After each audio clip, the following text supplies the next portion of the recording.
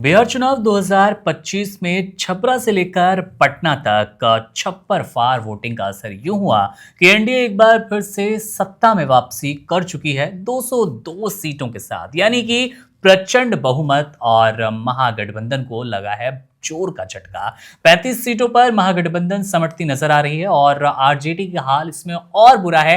25 सीटों के आसपास आरजेडी को अपनी कह सकते हैं आप सीटों वाली लड़ाई में जीत मिल पाई है। लेकिन इन सब के बीच जब एनडीए वापसी कर चुकी है बिहार में एक बार फिर, तो सीएम और डेप्यूटी सीएम पर चर्चा तेज है। सीएम की बात आते ही नीतीश कुमार का नाम बिल्कुल दूर नहीं जाता। नीतीश कुमार एक बार फिर सीएम पद के लिए सबसे बढ़िया और सबसे उपयुक्त दावेदार नजर आ रहे हैं। जेडीयू का पोस्ट आया, डिलीट हुआ, लेकिन उसके बाद भी तमाम ऐसे लोग, तमाम ऐसे नेता आए जिन्होंने कहा कि नीतीश है तो सीएम है और बिहार के सीएम के रूप में नीतीश का चेहरा लगभग साफ है। हमारे साथ स्टूडियो में है केशव जी। बात करेंगे सीएम पे नहीं, डेप्यूटी सीएम पर। बिहार का डेप्यूटी सीएम कौन होगा उप मुख्यमंत्री, किन नामों पर है चर्चा और क्यों चल रही है इनके नामों की चर्चा? केशव जी, सीएम का चेहरा लगभग क्लियर है कि नीतीश कुमार ही ये कमान फिर संभालेंगे, लेकिन उप मुख्यमंत्री को लेकर क्या है सियासी बाजार और कयासों का बाजार, किन नामों पर चर्चा? जी हाँ, बिल्कुल मुकुंद। बिहार चुनाव में जिस तरह की जीत हासिल हुई है, अब इसमें कोई शक ही नहीं रह गया कि बिहार के मुख्यमंत्री एटलीस्ट अभी तो नीतीश कुमार ही रहेंगे। पहले ये दावे किए जा रहे थे कि हो सकता है कि भारतीय जनता पार्टी इस बार नीतीश कुमार को धत्ता बता दे, लेकिन आंकड़े नीतीश कुमार के पक्ष में आ गए हैं। अब नीतीश कुमार को इग्नोर करना या नीतीश कुमार के मन के मुताबिक नहीं चलना बीजेपी से नहीं हो पाएगा। तय है नीतीश जी ही मुख्यमंत्री बने रहेंगे। और वैसे भी पिछले 20 साल में कितनी बार मुख्यमंत्री बदले हैं। बिहार में सिर्फ 1.5 साल के लिए एक मुख्यमंत्री बदले थे, वो भी नीतीश कुमार के ही रहमो करम पर। बाकी बिहार में तो मुख्यमंत्री रिपीट हो रहे हैं, उप मुख्यमंत्री बदलते जा रहे हैं। इस बीच जो उप मुख्यमंत्री, ज्यादा जरूरी है कि उप मुख्यमंत्री कौन होगा, उप मुख्यमंत्री बिल्कुल सुशील कुमार मोदी से लेकर सम्राट चौधरी और विजय सिन्हा तक बहुत सारे उप मुख्यमंत्री हो चुके हैं। रेणु देवी रही, तारकिशोर प्रसाद रहे, सुशील मोदी रहे, तेजस्वी यादव भी बीच में उप मुख्यमंत्री रह चुके हैं 2 बार। इसलिए मुख्यमंत्री को लेकर उसी तरह चर्चा का बाजार गर्म है जिस तरह चुनाव से पहले कौन बनेगा मुख्यमंत्री को लेकर के था। अब मुख्यमंत्री तय है कि नीतीश जी रहेंगे। अब जब आप पूछ रहे हैं मुकुंद, तो कई सारे नामों पर विचार करना होगा। और जिस तरह से वोट मिला है इन्हें, तो सामाजिक समीकरण जो है, सामाजिक समीकरण बिहार के संदर्भ में कहें, सीधा जातीय समीकरण, उसका भी ध्यान रखना होगा। अभी अगर आप बोर्ड देखते हैं, नीतीश कुमार ओबीसी समुदाय के बहुत बड़े नेता है, देश के सबसे बड़े नेताओं में से एक हैं, बिल्कुल मुख्यमंत्री के पद पर आसीन हैं। दूसरे जो उप मुख्यमंत्री अभी हैं, सम्राट चौधरी, वो भी वही लव कुश समीकरण वाले हैं। नीतीश कुमार खुद कुर्मी समुदाय से आते हैं और सम्राट चौधरी कुशवाहा समुदाय से आते हैं, दोनों ओबीसी हैं। तीसरे व्यक्ति जो उप मुख्यमंत्री हैं इसमें, विजय सिन्हा, वो भूमिहार कम्युनिटी से आते हैं, भूमिहार जात से आते हैं और सवर्णों का प्रतिनिधित्व करते हैं। तो मुझे लगता है कि अब उसी तरह के रिवाज को फॉलो किया जाएगा। नीतीश कुमार तो मुख्यमंत्री बने ही हुए हैं। चर्चा ये भी है कि चिराग पासवान को केंद्र से भेजा जा सकता है बिहार की राजनीति में, बड़ी बात। और बिहार में चिराग पासवान उप मुख्यमंत्री बन सकते हैं। अब आप पूछेंगे कि जब सम्राट चौधरी और विजय सिन्हा अच्छा काम कर रही हैं तो उन्हें रिपीट क्यों नहीं किया जाए? रिपीट करना उप मुख्यमंत्री के लिए कोई बड़ी बात नहीं है। भारतीय जनता पार्टी चाहेगी, उनके पास इतने सारे विधायक हैं, इतना संख्या बल है कि कुछ भी अपने मन से वो कर सकते हैं। और भारतीय जनता पार्टी के कार्यकर्ताओं की एक बहुत अच्छी बात होती है कि वो इन छोटी छोटी बातों पर बगावत नहीं करते, क्योंकि बगावत की कोई जगह नहीं होती। लेकिन मुझे लगता है कि इन्हें रिपीट नहीं किया जाएगा। जिस तरह से सम्राट चौधरी को लेकर के शुरू में चुनाव से पहले कुछ बातें आ रही थी, उन पर घोटालों के आरोप लगे और उनके ऊपर उम्र से हेरफेर करने के आरोप लगे। प्रशांत किशोर ने मोर्चा खोल दिया था, कहीं ना कहीं उन पर छीटाकशी भी हुई, उनकी डिग्री को लेकर के सवाल उठाया गया और वो चर्चाओं में बने रहे for all negative reasons. Bharatiya Janata party में जब इस तरह की बातें होती है तो उसको पार्टी थोड़ी देर के लिए साइड कर देती है। ऐसा नहीं है कि उनसे सारे नाते तोड़ लेगी या उन्हें मंत्रालय में जगह नहीं मिलेगा, लेकिन मुझे नहीं लगता है उप मुख्यमंत्री का जो संवेदनशील पद है उस पर उन्हें रखा जाएगा एक बार फिर, ये नहीं लगता है। और उसी तरह विजय सिन्हा को लेकर जो एंटी इनकम्बेंसी थी, यहाँ तक कि मतदान वाले दिन भी उनके काफिले पर पथराव किया गया या गोबर फेंके गए। बिल्कुल जनता में उनको लेकर जो आक्रोश था जी। उसकी वजह से मुझे नहीं लगता वो जीत गए हैं भले, लेकिन उन्हें कैबिनेट में भी रखा जाएगा या फिर उन्हें फिर से उप मुख्यमंत्री या विधानसभा अध्यक्ष जैसा महत्वाकांक्षी पद दिया जाएगा, ये मुझे नहीं लगता है। बाकी कौन से लोग बच रहे हैं, बाकी ऑप्शंस क्या हैं, इस पर ध्यान दीजिए। तो एक तो चिराग पासवान हो सकते हैं, और अगर चिराग पासवान आते हैं तो मुख्यमंत्री नीतीश कुमार, कुर्मी समुदाय, ओबीसी का प्रतिनिधि। चिराग पासवान भी शामिल होते हैं बतौर उप मुख्यमंत्री, तो फिर दलितों का भी प्रतिनिधि हो जाता है। हाँ जी। एक और उप मुख्यमंत्री भारतीय जनता पार्टी के कोटे से हो सकता है, और मुझे लगता है वहां पर फिर, क्योंकि सवर्णों ने इस बार सारा वोट भारतीय जनता पार्टी की लौटाया झोली में एकदम। उझेल दिया है, उड़ेल दिया है। तो अब सवर्णों को भी ग्राटिफाई करने की बारी है, उन्हें भी उनका इनाम देना है। तो ऐसे में मुझे लगता है कि जीवेश मिश्रा, जिन्होंने जाले से तीसरी बार जीत दर्ज की है और बहुत बड़ी जीत दर्ज की है। आप ये देखिए कि जाले से उनके सामने कौन थे। जाले से उनके सामने ऋषि मिश्रा थे, कांग्रेस के उम्मीदवार, जो कि ललित नारायण मिश्रा के पोते हैं। यही विजय मिश्रा, जो ऋषि मिश्रा के पिता हैं, उन्होंने जाले में जीवेश जी को हराया भी था। लेकिन जीवेश मिश्रा के कामकाज पर वहां मुहर लगाया है जनता ने, और उनको भारी मतों से चुनकर भेजा है।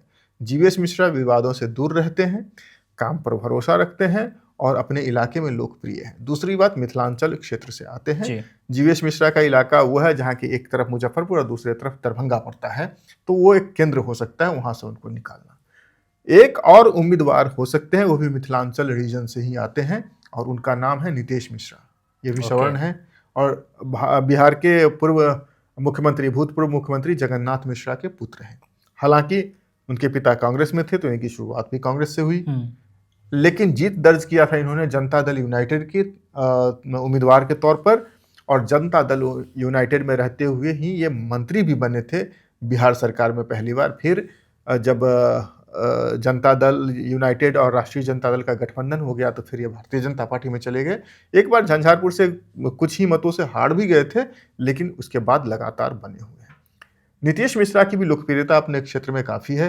लोकप्रियता के अतिरिक्त उन्हें जो पोर्टफोलियो दिया गया था बिहार में, उसे डेड माना जाता है। वो पोर्टफोलियो था उद्योग और पर्यटन। पर्यटन का तो चलिए थोड़ा बहुत है, लेकिन उद्योग मंत्री बिहार में हो, यही बहुत हास्य का विषय लगता है कि बिहार में उद्योग मंत्री का क्या काम है। बिल्कुल। लेकिन बतौर उद्योग मंत्री जो उन्होंने औद्योगिक नीति तैयार की, पिछले दिनों दिल्ली में उन्होंने इन्वेस्टर समिट भी किया था, और निवेशकों को लुभाने के लिए जो योजना उन्होंने तैयार की, जो वातावरण तैयार किया, उसकी काफी तारीफ हो रही है इंडस्ट्रियल सर्किट में। तो मुझे लगता है बिहार जैसे अवसंरचनाहीन प्रदेश में उद्योग जगत की नींव रखने की जो कोशिश कर रहे हैं नीतीश मिश्रा, उसके कारण उन्हें भी मौका दिया जा सकता है बतौर उप मुख्यमंत्री बिहार में। ये तो दो बड़े नाम आते हैं मेरी समझ में। तीसरा एक और नाम हो सकता है जो ट्रिकी है। तीसरा नाम मेरे जहन में जो आता है वह है रामकृपाल यादव। हालांकि रामकृपाल यादव केंद्र में मंत्री रह चुके हैं जी। मोदी जी के करीबी समझे जाते हैं, और आप याद कीजिए कि ये लालू जी के भी बहुत करीबी थे। रामकृपाल यादव को राष्ट्रीय जनता दल के प्रमुख लालू जी का दायां हाथ कहा जाता था, लेकिन ये दायां हाथ राष्ट्रीय जनता दल की परिवारवादी राजनीति से उबकर भारतीय जनता पार्टी में तब चला जाता है जब 2014 के चुनाव में वो पाटलिपुत्रा से टिकट की उम्मीद करते हैं, और वो टिकट मीसा भारती को दे दिया जाता है। ये नाराज होकर भारतीय जनता पार्टी में चले जाते हैं। मोदी जी इन्हें बुलाते हैं और वहां से ये जीतते हैं पाटलिपुत्रा से, केंद्र में मंत्री बनते हैं, ये राज्य मंत्री बनते हैं। दूसरी बार 2019 में फिर से जीतते हैं। हालांकि दूसरी बार मंत्रालय नहीं मिलता है इन्हें, लेकिन बहुत बड़ी बड़ी भूमिकाएं दी जाती है।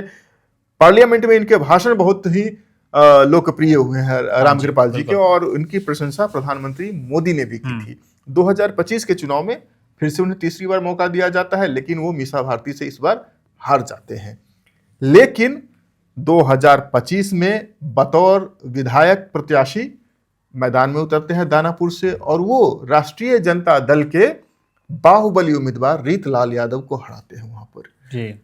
रामकृपाल यादव की जीत के पीछे कहा जाता है लालू यादव के MY समीकरण, मुस्लिम यादव समीकरण में सेंधमारी भी हुई है। बीजेपी रामकृपाल यादव के कंधे पर सवार होकर यादव वोट बैंक में सेंध लगाने का प्रयास पिछले 12 वर्षों से कर रही है।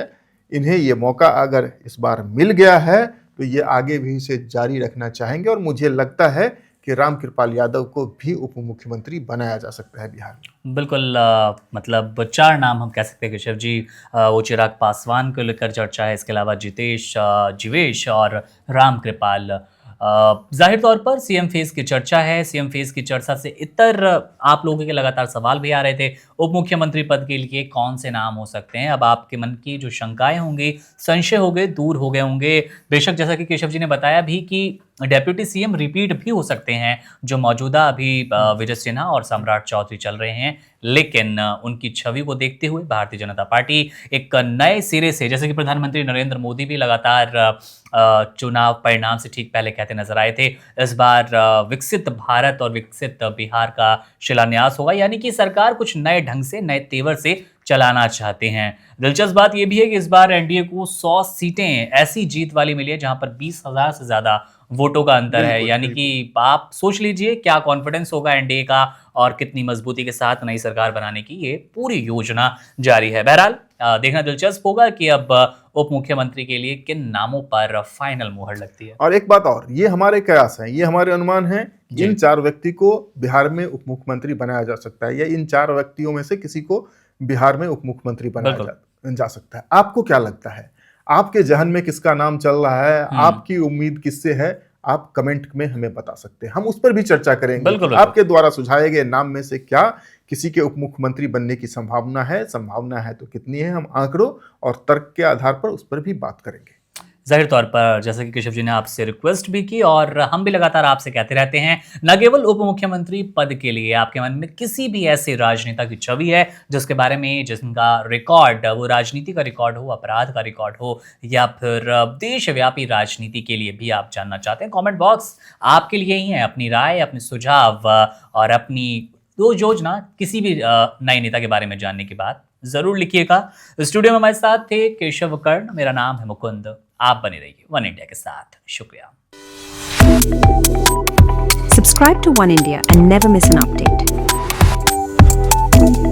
Download the One India app now.